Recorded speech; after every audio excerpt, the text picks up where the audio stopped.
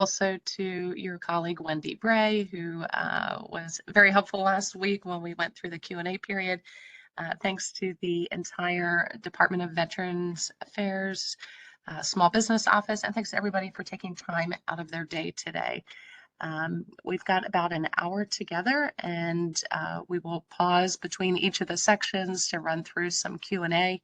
I've got links actually in this PowerPoint to last week's PowerPoint, as well as the recording and some other things. So we will share those with you in the oncoming slides. So let's go ahead and get started here, just in the interest of time. As Curtis mentioned, we are based in downtown DC and coming to you live today from DC. Some of our services are listed here on the slide. You can find more about us on our website under the About Us service, but our primary focus is helping companies with the GSA schedule. As Curtis mentioned, we've got over 600 videos on our YouTube channel. They are all complimentary and you can download those. If you follow our channel, it doesn't cost you anything and you'll be alerted anytime we add new webinars. 30 or more of those webinars are focused on GSA schedules. Here's just a snapshot from our website of some of the topics that we've covered. So if you click on any of these topics on our website, it'll give you links to the library or the YouTube videos for that particular topic. We also did last year a Doing Business With, and we've covered all 15 of the federal departments, as well as some of the various agencies. The way that we selected those were the agencies or departments that had, or the agencies, I'm sorry, that had FAR supplements, which are just additional contracting nuances and regulations for contractors. Here's some of the GSA schedule webinars that we've done. Again, all of these, you click on the link, it's free. We're not trying to sell you anything. It's just knowledge is power. And so these links should help educate you. They obviously go back several years, but some of them are still relevant. Obviously, some of the requirements have changed and the format of the schedule has changed over the years. But in general, these should give you a little bit of a start. Again, on our website, on our YouTube channel, it doesn't cost you anything except your time to listen to these. A couple seconds ago, I mentioned the FAR and the FAR supplements. The FAR is the Federal Acquisition Regulation. These are the rule books by which the contracting officers need to abide by. There's 52 parts in the FAR. The DFARS is for defense contracting. There's 52 parts of the DFARS. So in 2020, we covered once a week, 52 weeks in the year, 52 parts in the FAR. We covered each part of the FAR. The following year, we did the DFARS, and then last year, looped in the FAR supplements. We've got webinars also on subcontracting, and this year we're covering the top 40 federal contractors. We have a webinar Wednesday series, again, complimentary, and they're on our website. Okay, so today's agenda, let's just go ahead and dive into why we're all here today. I'm going to give you an overview of GSA, which I think is important just to understand who you are working with or potentially going to work with. I'm going to give you a quick recap of what we covered last week in part one. What I decided to focus on, because 2 hours is not enough to cover everything that goes into GSA schedules, whether it's the process, the timing, the requirements, post-award, all the considerations, all the various websites that you can use for research. So I just try to focus on something that an area where we receive most of the questions, whether it's from our clients or prospects, and that is pricing. And then we'll talk about some post-award considerations. I'll make some concluding remarks, but we'll stop periodically for Q&A. And bear with me, please. I'm getting over a cold, so my voice is still a little Marge Simpson-like here. So GSA overview. Who is GSA? General Services Administration. They're an independent agency, meaning they are non-appropriated, meaning that they do not receive taxpayer funding. So they're funded through the Schedules program as well as through their Public Building Service. That's the PBS that you see there, the third line down. And so GSA manages they're like the real estate guru or mogul for the federal government. So again, PBS, Public Building Service, and then you've got the GSA contracts. Also, all of the federal websites for SAM.gov, Federal Procurement Data System, USA Spending, those are also managed by GSA. So ton of data collection and posting and gathering happening there with GSA. The schedules is not the only game that they're playing. So just to recap what we went through last week, and I don't want to spend too much time on this, but I'm going to start on the left and then I'll work to the box on the right. So the GSA schedule is really just a vendor shortlist, and I like to equate it sometimes to either like eBay or Amazon or just an online shopping portal where companies are in some ways vetted for their products or services as well as their pricing. It's primarily based on price, but I think that's on another slide. It's not required. So just like on Amazon, you see sellers there, they probably have a website outside of Amazon that you can purchase from, or you can call them and purchase whatever product or service you want. Same thing with GSA. GSA is really just a marketing platform for product and service companies. And it's not the only contract vehicle in town. Every department has their own contract vehicle. NASA has a contract vehicle called SOUP. Navy has Seaport E. DHS has Eagle. State Department has, what is that? Anyway, there's a myriad of contract vehicles that are available to you. GSA just does a great job of marketing themselves, but typically only used about 15%, 10 to 15% of the time. That percentage is going to vary for your specific product or service. So make sure that you do homework to understand what that actual percentage is and what those dollars are and what those dollars mean for your business. And you can actually, that is data that you can actually pull and get a finite answer for.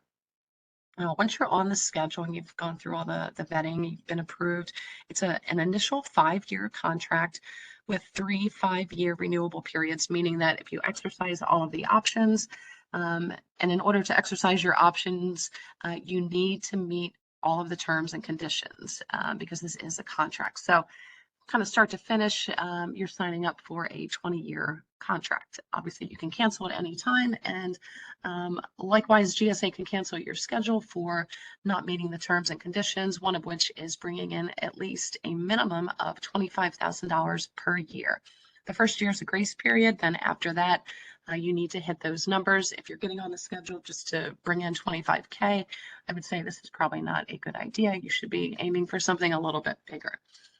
As I mentioned, GSA is one of many contract vehicles and different ways that the government purchases. Most of what you're going to see as far as purchases is going to happen on SAM.gov, where you're seeing full and open competition. The other department and agency vehicles, as I mentioned, NASA SOUP, Navy Seaport E, DHS Eagle.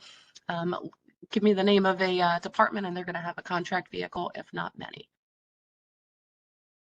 So GSA is really just a smaller set of eyes looking at opportunities. B, the circle on the right, B is representing SAM.gov. Everything in A is going to be GSA, and you can put another circle next to A that's still within B, and those are going to be other contract vehicles. So you need to find out who's your customer and what is their preferred method.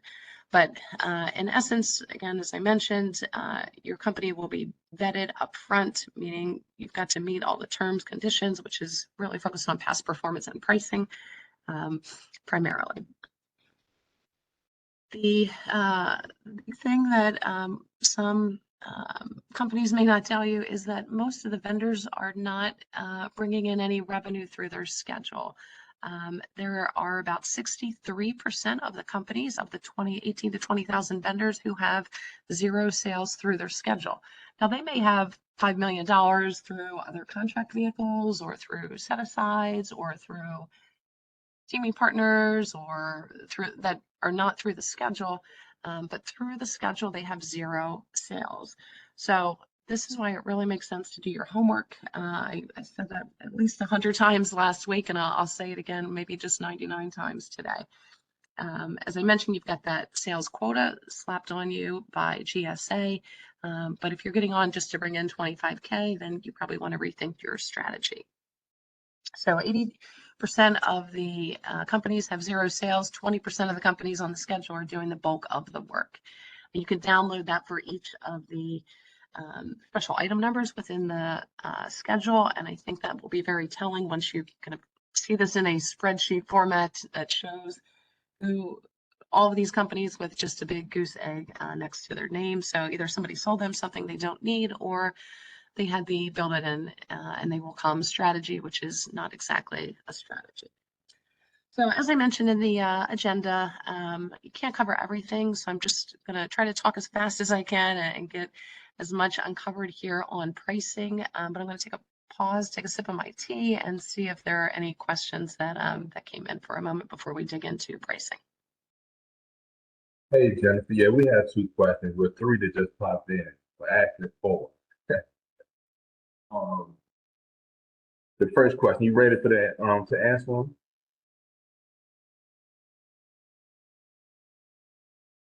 I'm sorry, I couldn't hear the question. I didn't ask you yet. I said, are you ready to answer? Oh, I'm ready. Yeah. Go ahead and read. Okay. Can we get on a GSA schedule anytime? In other words, are there specific time periods during a fiscal year when we get a schedule? Sure. I'm having a hard time hearing you, but I think it said something along the lines of, can we get on at any time? Yes, the GSA schedule is a solicitation, meaning it's an RFP, request for proposal. There is no due date. It's open and rolling, unlike, for example, GSA has different kind of flavors of schedules that are separate from what we're talking about today. GSA has an Oasis Plus current schedule that's, we'll say, out on the street, as they say, and that has a specific due date. Some of the other contract vehicles that are out there do have due dates. For example, Library of Congress has a contract vehicle called FedLink that opens up each year and has a specific due date. GSA schedules do not. However, they do make updates to the schedule, and those are the way that you stay abreast of those is through the refresh number. Next question. Thank you, Jennifer. The next question is the 25,000 sales quota for sales on the GSA contract only or for all company sales? So you need to bring, GSA is not appropriated, so they are, again, self-funded, and the way they are funded is through the schedule holders. So you're going to be costing them money if you're not bringing in revenue through your schedule. So you need to bring in, to answer the question, you need to bring in $25,000 through your schedule. If you have a $5 million contract with the Air Force and it's not through your schedule, GSA doesn't care because they're not basically going to make any money off of you. And we'll get into kind of this GSA schedule tax, which is how called the industrial funding fee, which is how they are self-funded. Thank you. And the last question, will GSA schedules be combined with Oasis and Symphony? No, GSA Oasis is just, as I mentioned, GSA has kind of these other flavors of schedules, which have different categories, and you would need to download the solicitation to read those requirements. But they have Oasis, they have GSA Stars, GSA Vets, et cetera, the list goes on. So you would, again, need to investigate those. Some are segmented by your industry code, some are and specific labor categories that they are looking for. Others are segmented by business size. So the vets, the GSA vets is obviously for veteran-owned companies. But today we're just talking about kind of the plain vanilla GSA schedule with the open and rolling RFP. The others have specific due dates.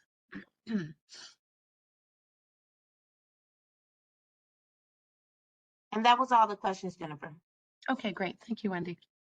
So again, just to recap on those, the schedule is an open and rolling RFP, and that sales quota is for your GSA schedule sales only. So be very careful in pursuing this to make sure that you are going to meet that quota. So again, in the interest of time and just kind of focused on common areas of headaches or obstacles for companies as they're either considering or kind of going through the process of getting on the schedule, we're going to focus here on pricing, which is the main, I'd say 99% of the focus once you are kind of going through this process. So GSA's goal is to basically get your lowest price that you've charged to anybody ever in very simple terms, but there are caveats to that we'll talk about in a moment. So GSA wants to secure equal to or better than your most favored customer. And your MFC, most favored customer, is not the customer that has a really cool logo, or they've got a great office space that allows dogs, or your best friend works there.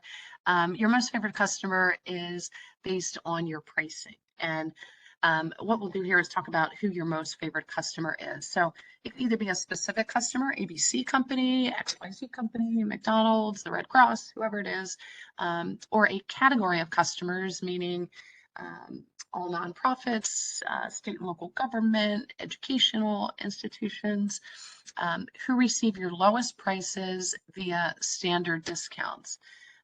So again, it could be a specific customer or a category or a class of customers. And when we talk about who receive your lowest prices via standard discounts, and standard discounts, as we see here, are part of just your standard, normal, everyday business practices. So your sales reps probably have a quote sheet that have your commercial prices, and maybe there's another column that says, here's the price that we charge to nonprofits. And then another column, and there's a little bit of a discount there, let's say 5% discount. And then another column that says universities and educational institutions, and they receive a different discount, let's say 6% discount. So again, these are kind of built into your everyday policies and practices, as you know, it's part of your accounting system. It's part of your just your general makeup of your business practices. So I don't know how else to say it, but I'm just going to pause there because sometimes people have questions here. And this information, as far as who your most favored customer is, you'll have to identify that for each line item that you are proposing to GSA. So maybe just for your, particular widget that glows in the dark, that's the only line item that you guys sell that you give standard discounts to. Everything else, everybody pays the same exact price. That's fine. Or some companies may have discounts that they give across the board, as I just kind of mentioned in this example, where you've got, a column for your commercial prices, and then another column for, nonprofits, and then another column for universities. But you will have to disclose that for each of the line items that you're proposing to GSA, and then disclose what that discount is. Let me pause here just to see if anything has popped in. Hi, Jennifer. We don't have any questions right now. Okay, great. Awesome. Thanks, Wendy. Okay, so again, your standard discounts, just to reiterate, are just everyday policies, pricing policies, and you may not have any, and that's fine. Non-standard would be, let's say you started your business at the beginning of this year, January 2023. So you've got absolutely no revenue, and you're just building your website and putting together a business plan. You've got your LLC, and then in February, I don't know, you take a flight somewhere. You're sitting next to somebody from Coca-Cola. You're like, and they say that they're going to place an order with you. They believe in what you're doing and your business. So whether you're selling products, services, or software, and you've, let's say, kind of established somewhat of a price list, and this guy or gal from Coca-Cola says they're going to place a substantial order, you decide that you're going to give them a discount just to win the business because you want them as a flagship customer. They're a brand name that everybody knows, and you can substitute Coca-Cola for whomever. So this would be just a one-off, a spot discount. This won't be part of your everyday routine, or it's not going to be built into your standard practice. It's just a one-time spot discount that doesn't represent a too large of a portion of your business. So again, those are non-standard. Non-standard discounts, you are not, we'll say, quote unquote, entitled or required to give to GSA. So when you go back and you look at your historical invoices and you're looking at your pricing within your accounting system to see where you've deviated and given discounts, you say, oh my gosh, I forgot, like, I don't know, 2 or 3 years ago, we gave a discount to Coca-Cola or ABC company or whatever it is. If that was just a one-time thing that is not a one-time discount, that's not, again, part of your everyday practices, you'll still have to disclose that to GSA, but you'll include then a narrative that says this was a one-time occurrence. This doesn't happen all the time. We simply did it, A, to win the business, B, to create some past performance or whatever it was. So you need to have a strong explanation on that. And again, you're not entitled, you're not required to give GSA those discounts as long as you can make a good case that this was not and is not part of your everyday practice. I don't know if some questions came in. I saw a couple things pop up, but I can pause again here if so. Thank you, Jennifer. So one of the questions came in, will you go over how we could build out our pricing if our rates for IT services are based on the length of the project? For example, if more than 60 days are purchased, there's a discount, more than 6 months equals a deeper discount, etc. Sure. So if you have volume discounts or kind of length discounts built into your pricing, then you would your price list would indicate that. And when I say price list, just meaning your internal price list. So if the rates for your service are, let's just use very round, rudimentary numbers here, $100. If somebody's purchasing services for you from 1 to 3 months, then the price is $100. If it's 4 months to 6 months, then maybe it's $95. You would disclose that to GSA, but then you would give discounts to GSA off of those rates, as long as those rates are for all of your customers, and that's part of your standard practice. Thank you. And I want to remind the audience, please place your questions in the Q&A box instead of the chat. It's easier for us to be able to track your questions when they are in the Q&A than in the chat. If you are on a cell phone, you're not able to see where the Q&A is located. There's 3 buttons, I believe, at the top. If you select those buttons, there are 2 tabs. One says Advanced. When you select Advanced and scroll down, there's the option for Q&A. So please place your questions in the Q&A so we can be able to track them. The next question, Jennifer, is how far back does most favorite pricing go? For example, if 2 years ago you sold widgets for $50 each, but now your widgets sell for $65, is it the same for hourly services? Yep. So typically about 2 years back is kind of the standard. So if you're going, so beyond 2 years is, we'll say, quote unquote, not fair game. So about 2 years from the date of your submission. Thank you. And then the last question, does GSA require all your invoices to decide which was the lowest price?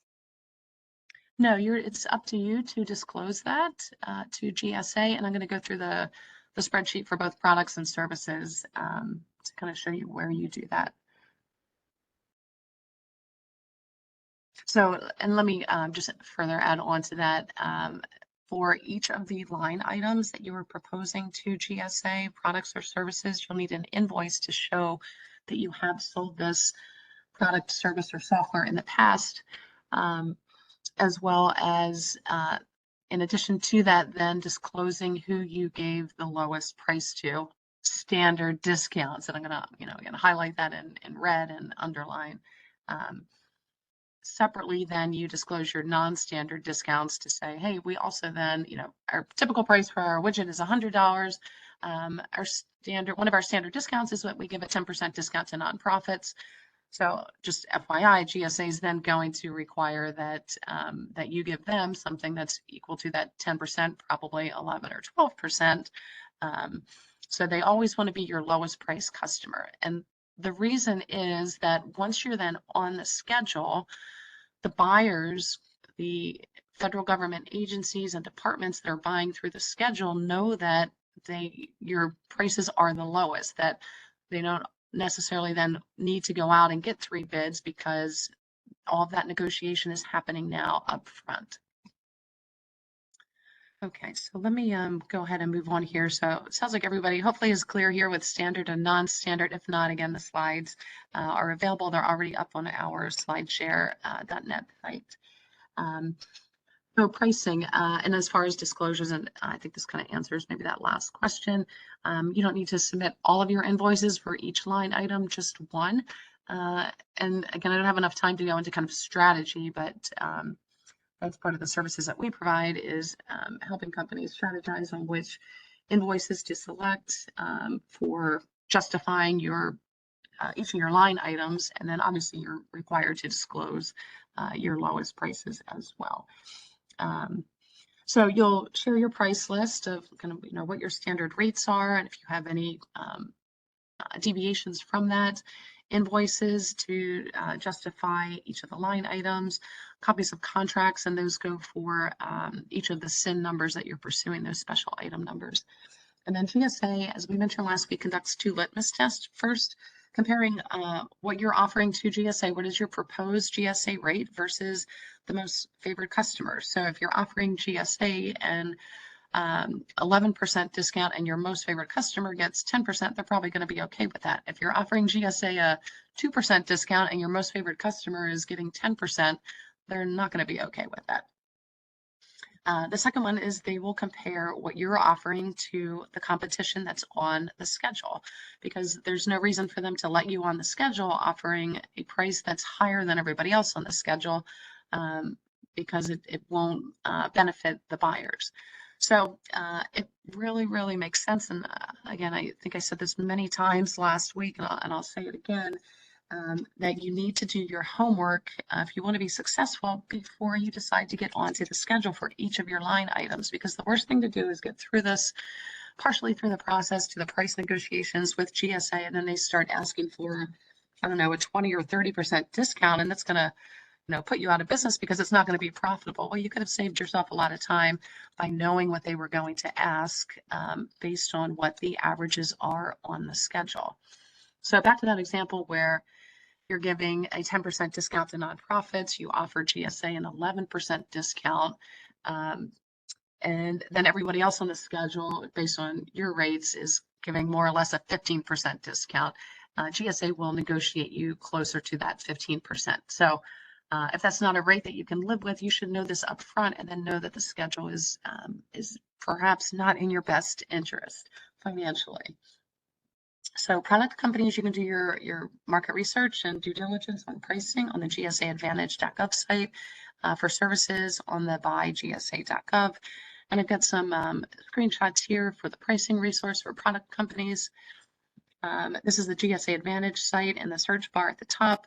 You've got some drop downs, but the default is there on products. You would type in the product and it's going to give you a list of the companies that sell those products, and you need to go through their price sheets to see kind of to make sure that you're competitive with them. If everyone else is selling at a price that's half of what your price is, then perhaps this is not a wise move for you.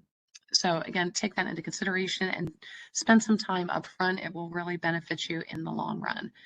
For companies selling services or training courses, you can go over to the buygsa.gov site, and this is again a screenshot from the website. The best part of what I think the smartest thing that is written here is the last line that says make better decisions for your agency by choosing these tools to explore and compare your data.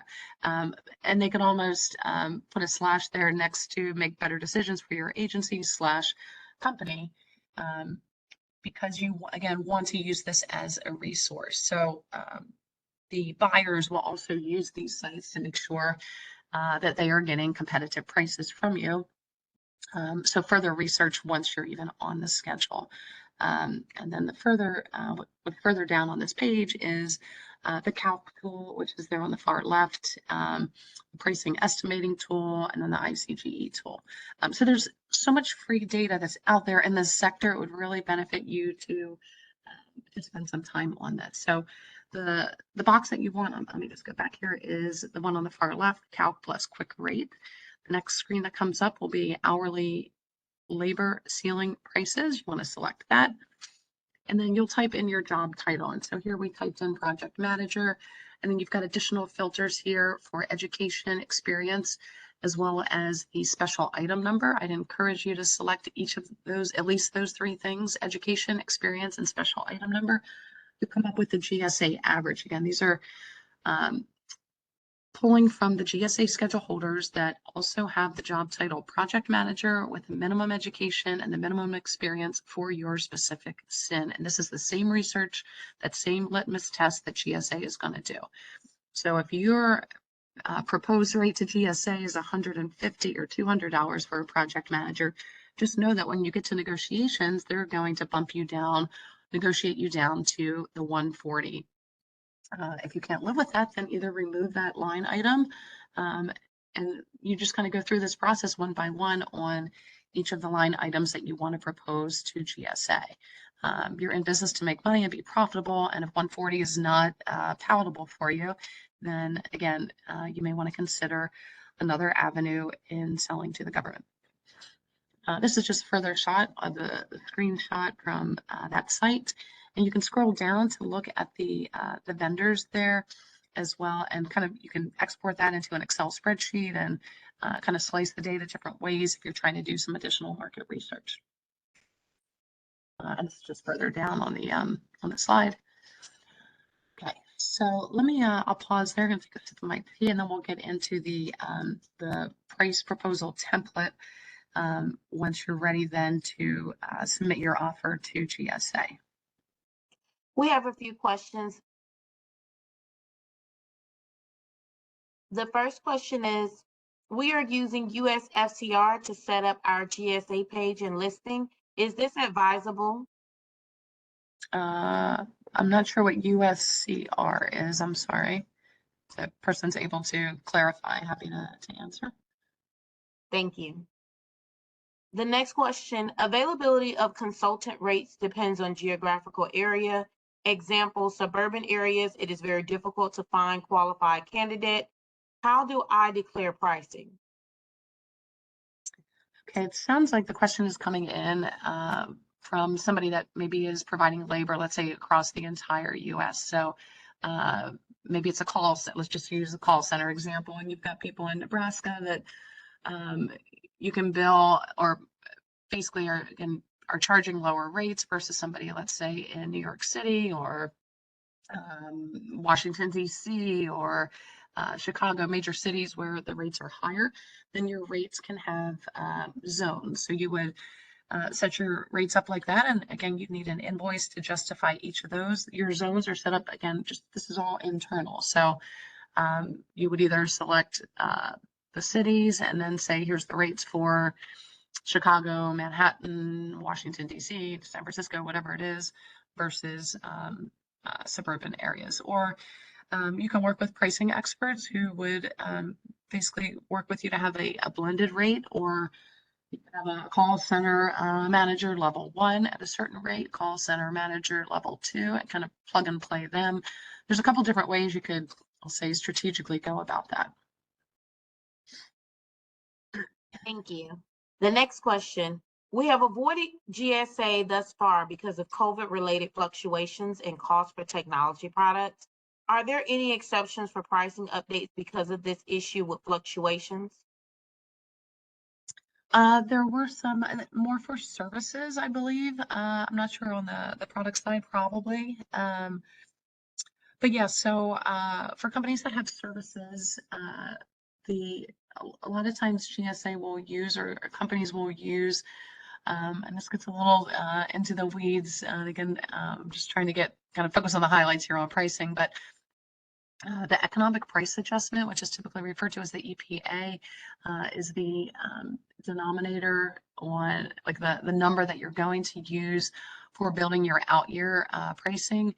And just because of COVID, there were some exceptions that were made on price increases. And I think a simple Google search or looking at some white papers and blog posts from various government contracting law firms, as well as Department of Labor and even GSA, would give you probably more of those details. The next question, how long does it take to get GSA to get on the GSA schedule? Am I allowed to submit 2 applications for different SIN numbers?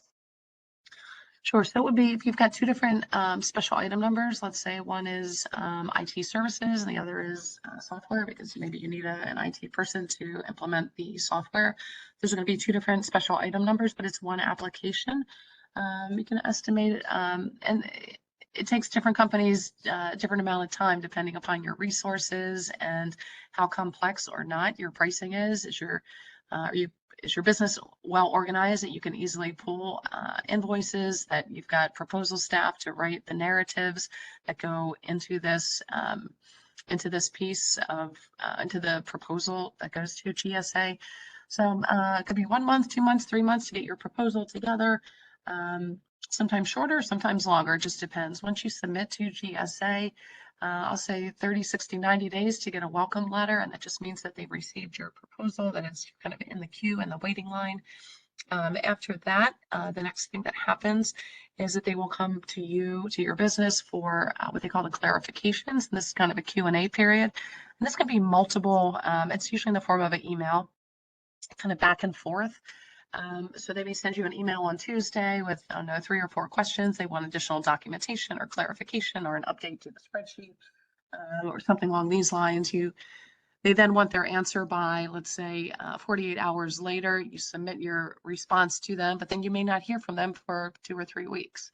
And then they may come back with an additional round of questions. So depending upon how complete or not your proposal submission is, that Q&A period can be a month, it can be 2 months, it can be 3 months, it can be 2 weeks. It also depends on the contracting officer that you get. If he or she is experienced or not, you can kind of tell just based sometimes on the wait time if they're going back to have something reviewed by a superior or not. But I would say as a best practice, if they send you a request on Wednesday and they want it by Friday morning at 10 a.m. and they'll give you a specific day and time when it's due, the sooner you get it to them, the more likely they are to kind of help shepherd you along the process. So just trying to be quick with your responses, complete and accurate and organized in your responses is helpful. And it just shows that you're very interested in pursuing this. So I think that is in your best interest to respond as quick as possible. After you satisfy the Q&A period, they then move to the price negotiations.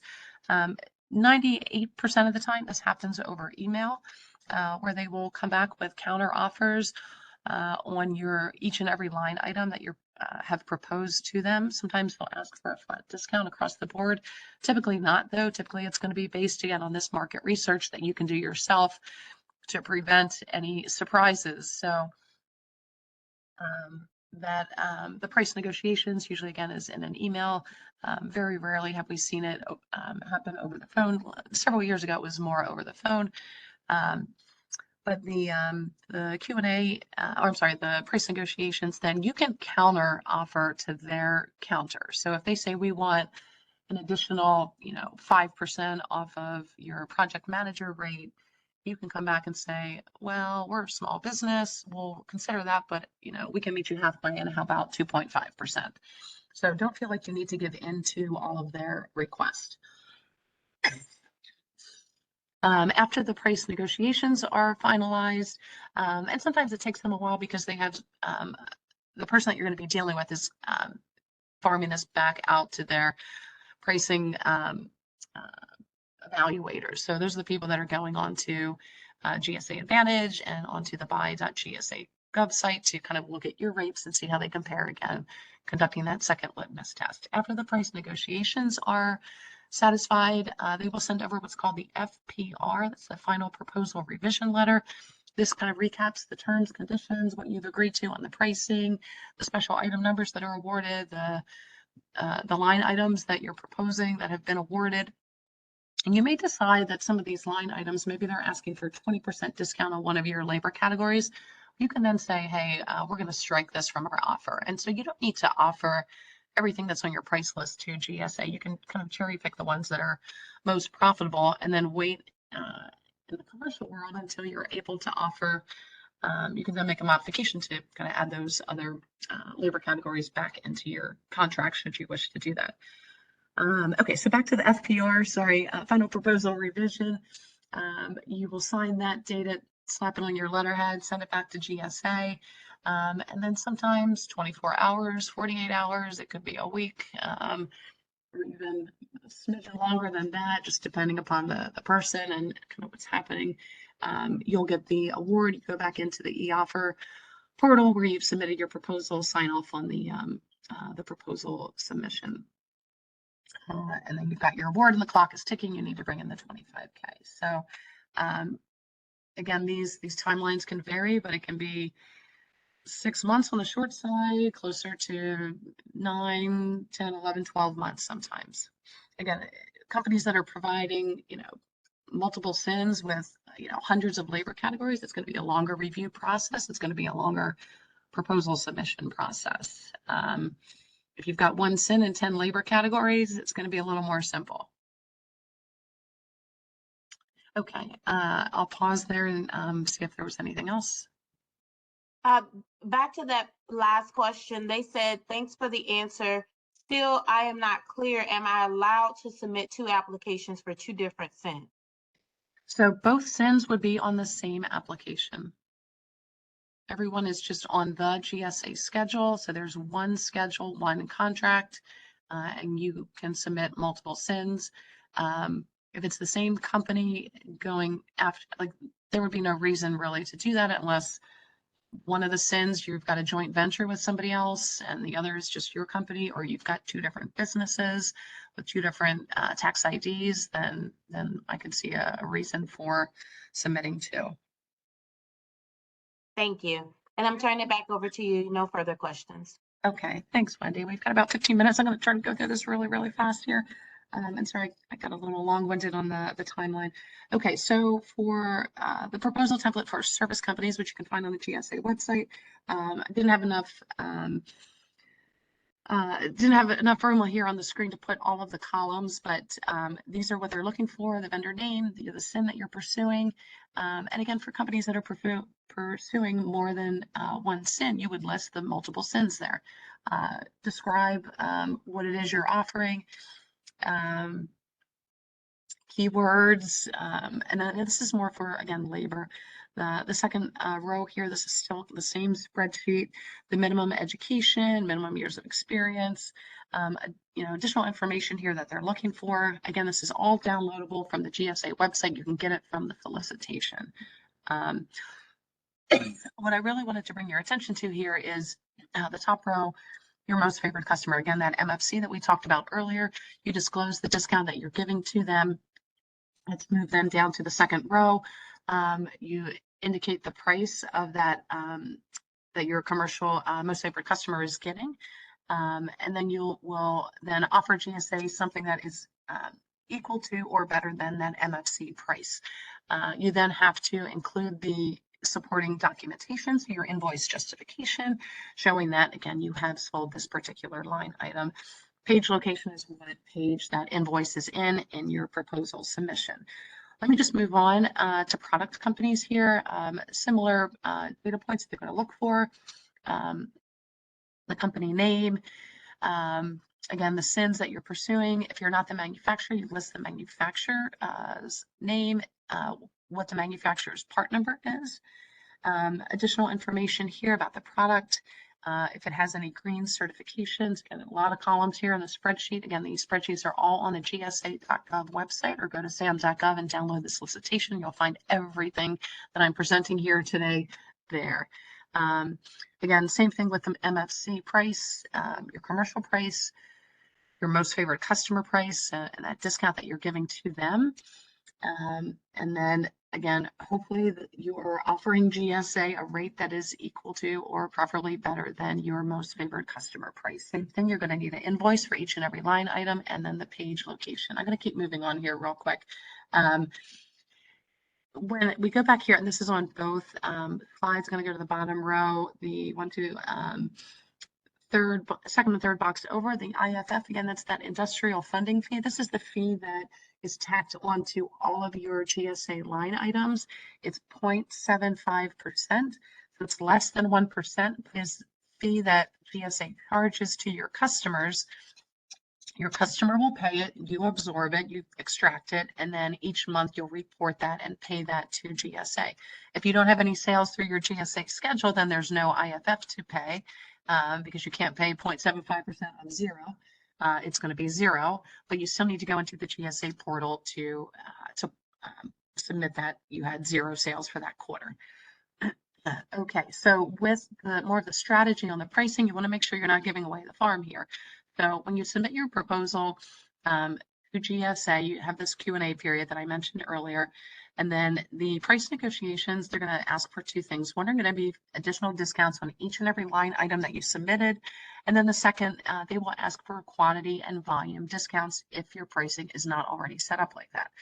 So if you're just selling labor, they may ask for, if you're selling labor, meaning services, you've got job titles, they may say, how about if you give us 5% discount on orders of, I don't know, $500,000 or more? Well, that's kind of excessive. So again, this is where you don't want to give away the farm and be a little bit strategic and play the small business card if in fact you are, or play the veteran-owned business card and say, hey, we're a small, veteran-owned or SDVO, SB, and we'll reevaluate that. But or maybe you can counter and say, how about if we give you 0.25% on orders of $1 million or more? Again, these are only for your GSA schedule orders. They may also ask for volume discounts if you're selling products. So if we order 100 or more of your products, can we get a 2% discount? However, if you already have those volume discounts built into your pricing, and most product companies may have something like that, depending upon what you're selling, and you need to disclose that whatever you offer in the commercial world and offer GSA something better. Once you then make it through this negotiation, your prices are a price ceiling or a not to exceed. So let me just move on here to post-award considerations, and I'll try to get through as many questions as possible, and I'm happy to stay a little bit later if that's allowable for you guys. So again, you want to do this homework and research before you decide to get onto the schedule. Not everybody prefers to use the GSA schedule, meaning not all government departments and agencies. And again, there's NASA SOUP, there's Navy Seaport E, there's DHS Eagle, there's just regular SAM.gov for full and open competition, there's set-asides, there's so many different ways the government purchases. GSA is not the only game in town. If you've already done this homework up front, once you're on the schedule, don't start looking for companies to help you with the sales and marketing. That should have done well in advance. That should have been the reason that you were getting onto the schedule. So then if you have done that homework, once you're on the schedule, it should just be going back to your contacts that said, hey, once you're on the schedule, we want to buy from you. And you circle back with them and say, hey, we're on the schedule. Here's our schedule number. Here's the link to our GSA pricing, et cetera, et cetera. But there is a cost of doing business. You've got contract administration that comes with any contract, whether it's commercial or government. You've got to report that IFF fee each quarter. Again, that's kind of a wash. It's not costing your business anything, but it is contract administration and maintenance. You're going to have mass mods. These are modifications that come from GSA. So you just log onto the vendor support center and kind of go through those, but that is part of this kind of post-award contract administration that takes time and effort. I wouldn't call it a full-time job, but some companies outsource it. Some companies just have their finance department handle it, or depending upon the size of your business, you may actually have a contract administrator. On the sales and business development side, you should be monitoring GSA, eBuy for any of the RFPs that are specific to your special item number. But those, again, everybody from your special item number is looking at them, and they probably have a relationship that was there for at least 9 to 12 months prior to showing up on GSA eBuy. And real quick, in the last 9 minutes here, through your schedule, this is really important, you can offer discounts lower than your GSA rate. So your GSA rates are a price ceiling, and you're encouraged to give discounts through your schedule. If somebody wants to buy from you through your schedule, you cannot raise those. You cannot quote them a rate that's higher than your GSA rate.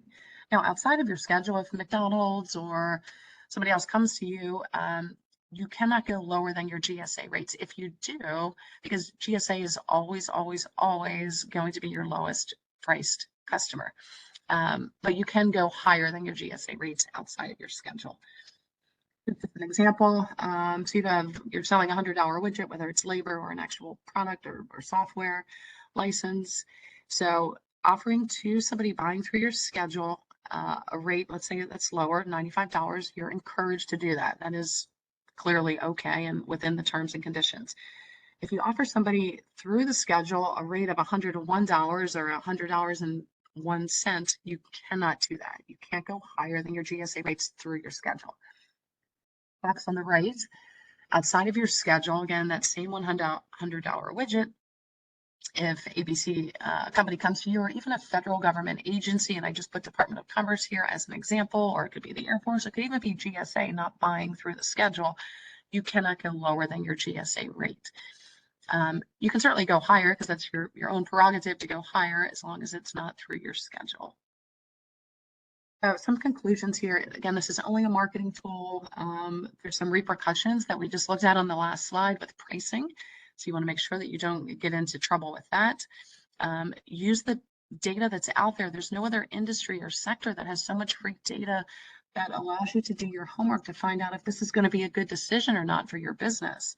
You can talk to these people to find out these people, meaning your prospects, do they even prefer to use the schedule?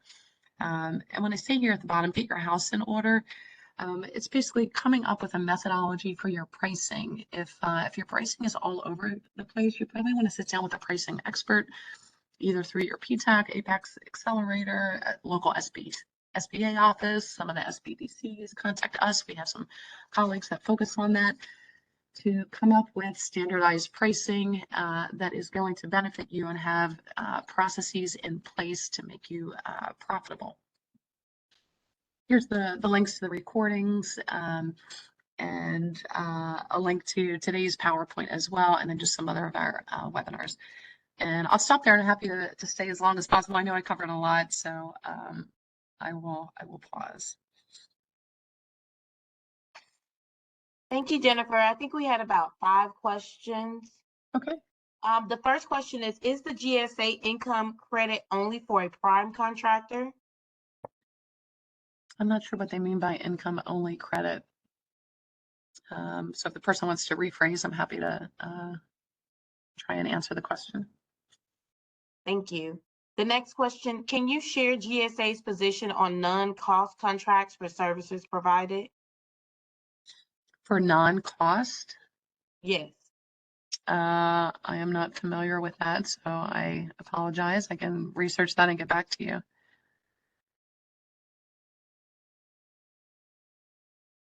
Give me 1 second, I have to find it.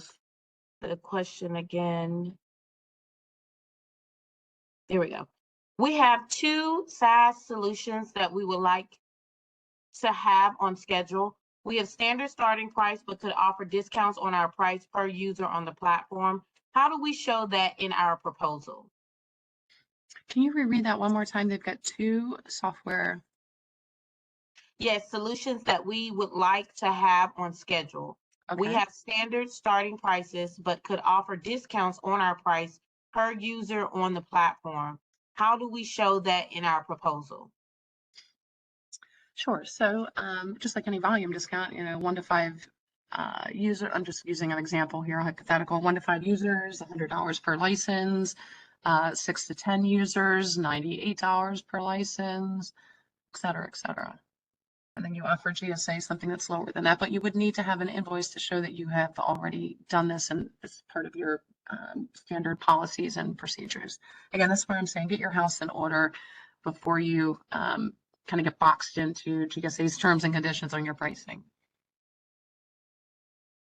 The next question. So the proposed rate to GSA would need to include, and this is the question is included with an example. For example, 0.75% IFF, and if their rate is $50 an hour, would they add the 0.75%, making the proposed rate $50 and a couple of cents upon submission? Correct. So back to that, where I had all the columns that are from the GSA price proposal template. Yeah, you've got a column there for your GSA proposed rate with excluding the IFF. The next column over that includes the IFF, which is the rate that the customer is going to pay. Your customer will pay that to you. You extract the 0.75% out, and then you pay that to GSA each quarter. There were a few questions about the presentation and the slide with the links. You will receive a copy of this, I believe, Curtis, by tomorrow morning. The presentation will be emailed to everyone. So you'll receive a copy of it by tomorrow morning. Going back to the question, they said no cost contracts is what they were referring to. I'm sorry, it's kind of hard to go back up. If you could please place your entire question in the Q&A so that we can be able to read it, because as we're responding to them, it's kind of hard to go back up and then find what your question is. So if we ever asked for you to clarify your question, if you could just re-enter your question with whatever we asked you to clarify, we would greatly appreciate it so that we can be able to provide a response to you. The next question, can you please move back one slide? Okay, I answered that one. Okay, if I am a subcontractor on a GSA Prime, do both companies get credit for the income threshold?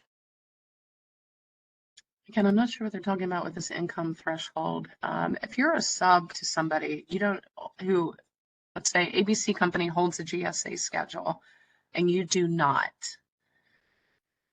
and that ABC company gets a contract with, let's say, Department of Commerce, and you do some work on it as a sub. Again, you are not on the schedule. ABC company is. ABC company is the company that is responsible for paying that industrial funding fee, that 0.75%.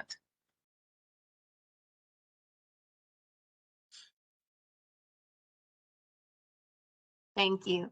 Is there an annual earning requirement for small business or disabled veteran small business?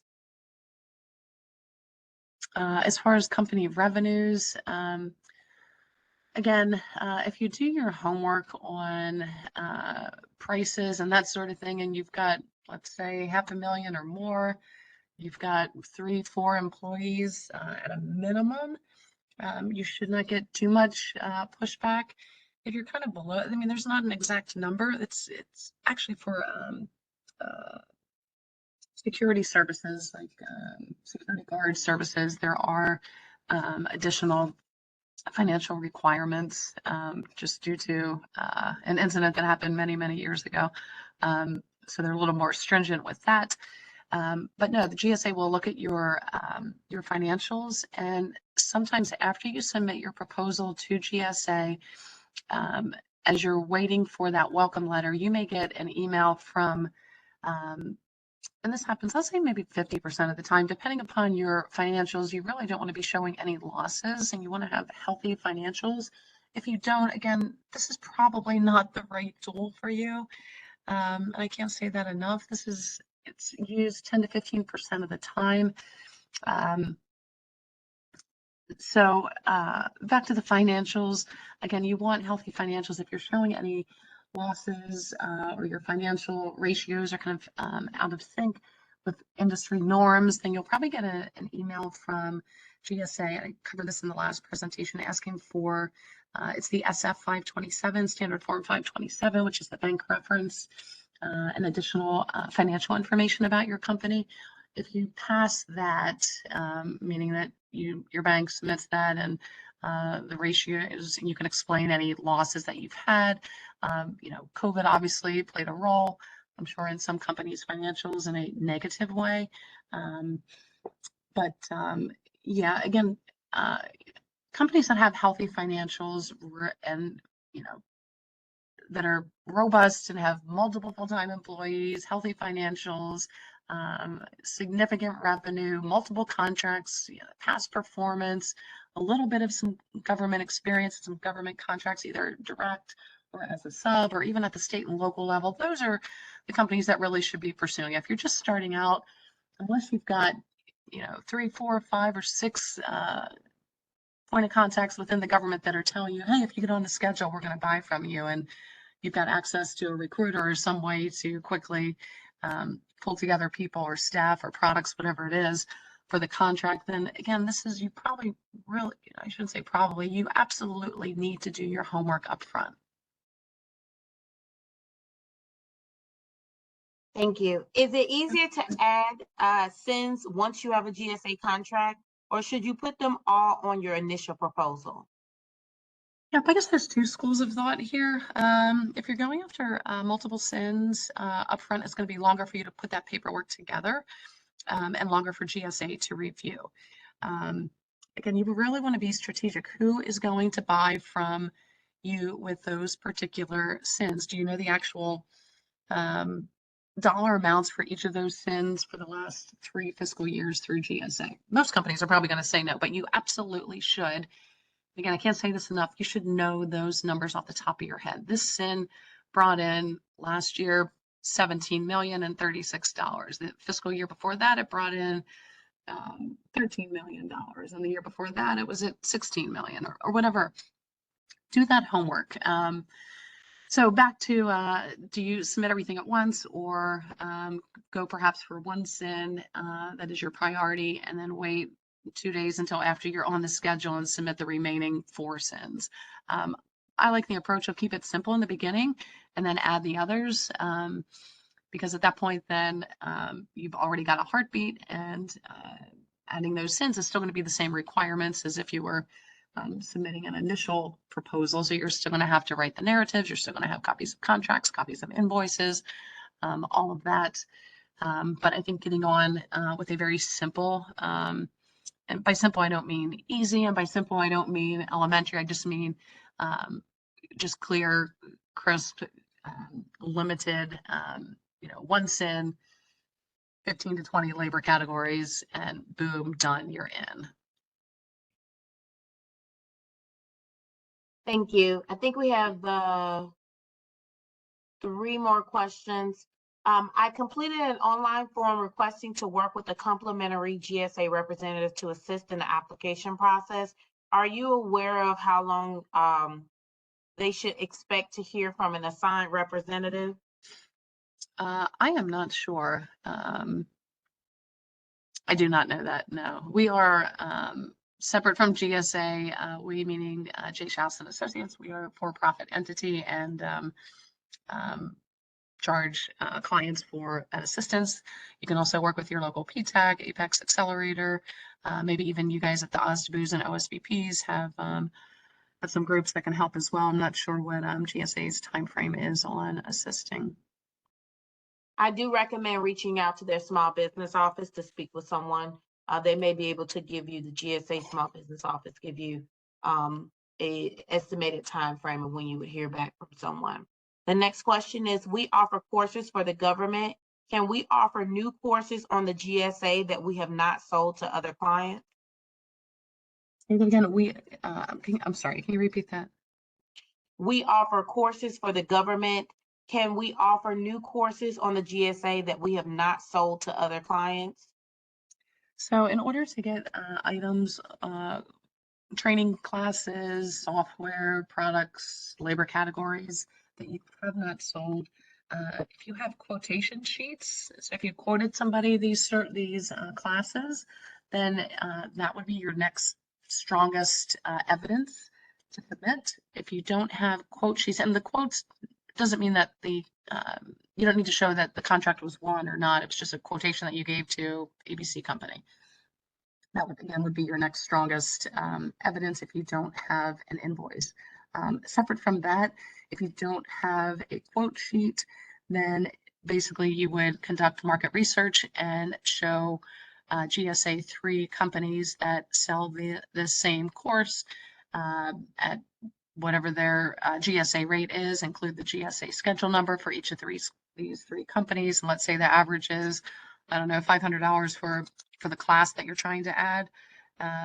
Again, we'll say the GSA schedule average. One company on GSA is selling it for, I don't know, $500, another selling it for $550, and then the third company is selling it for $450. You want to make sure that your proposed rate then to GSA is something that's comparable, probably around the 500 mark, but competitive analysis can be substituted if you don't have the requirements. Thank you. If we did not meet the minimum volume threshold, are we delisted? Would it be possible to get on the GSA schedule again? Yep, if you don't meet so GSA has a $25,000 per year sales quota, I'll call it. And the first year that you're on the schedule, that is a grace period. So you kind of are free, but if you really don't have any sales your first year, again, this is me personally speaking, personally and professionally saying, you probably should not be pursuing this. Again, do your homework, conduct your market analysis, conduct your business development, marketing, capture sales, go to the events, shake the hands. This may not be the right path for you. So let's say you decide anyway to build it and they will come and they don't come, which is happening for 63% of the companies on the schedule. So after 2 years, GSA will send you a warning letter.